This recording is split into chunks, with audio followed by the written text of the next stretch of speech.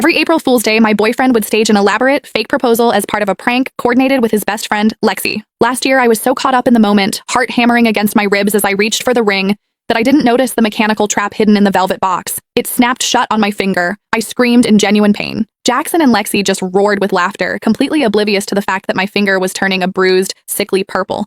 To make it up to me, Jackson had spent months swearing that this year would be different. He promised he would finally ask for real. So when he sent me a top priority text telling me to meet him at the bistro where we had our very first date, I believed him. I spent 3 hours getting ready. I got a blowout, had my nails done, and applied a full face of makeup with surgical precision. I even wore a brand new silk slip dress. I had the announcement post drafted in my notes, waiting for the photo of the ring. But the moment I pushed through the door, a heavy, cold mass of buttercream slammed into my face. A girl's sharp, bright laughter erupted from the center of the room. "I told you she'd show up. Pay up, Jax, you lost." Jackson walked over, his expression as smooth and gentle as it had been for the last 6 years. He used a napkin to wipe a glob of frosting from my cheek. "You look beautiful, Cass," he said, though his eyes were dancing. Shame about the dress, though. "What is this, Jackson?" My voice was trembling. "I made a bet with the guys on whether I could actually get you to come out tonight. I bet that you wouldn't. My stake was simple. If I won, I'd propose tomorrow. If I lost, I'd wait another year." He shrugged, offering a half-hearted grin. "Sorry, babe. Since you actually showed up, I guess we're not getting married this year either." I stood there, the weight of the frosting pulling at my skin, and looked him dead in the eye. "So,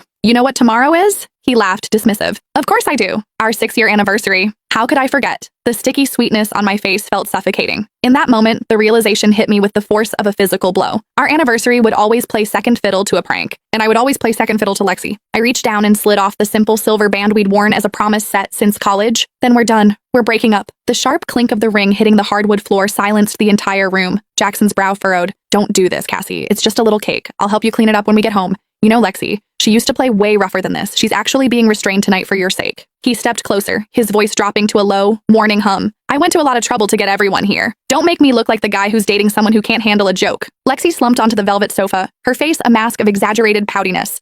"Seriously, Cassie, it was just a laugh. If you're going to be like that, we won't play anymore, okay? But breaking up? That's a bit dramatic." She looked at the guys, her eyes wide. "I told you she couldn't handle it. Jax, you shouldn't have invited her. Now, the whole vibe is ruined." She sat there, the undisputed mascot of their little tribe. In this circle, if Lexi wasn't happy, no one was allowed to be. Jackson was no exception. I remembered the first time I met her. She'd organized a game of truth or dare. Usually dares involve something embarrassing in public. Her dare for me was to perform an intimate sound right there in front of the group. When I told her I didn't appreciate that kind of humor, Lexi's eyes instantly welled up. She'd bolted out of the room. The entire group, Jackson included, had chased after her to comfort her. The party that was supposed to be my welcome ended with me sitting alone in a dark apartment,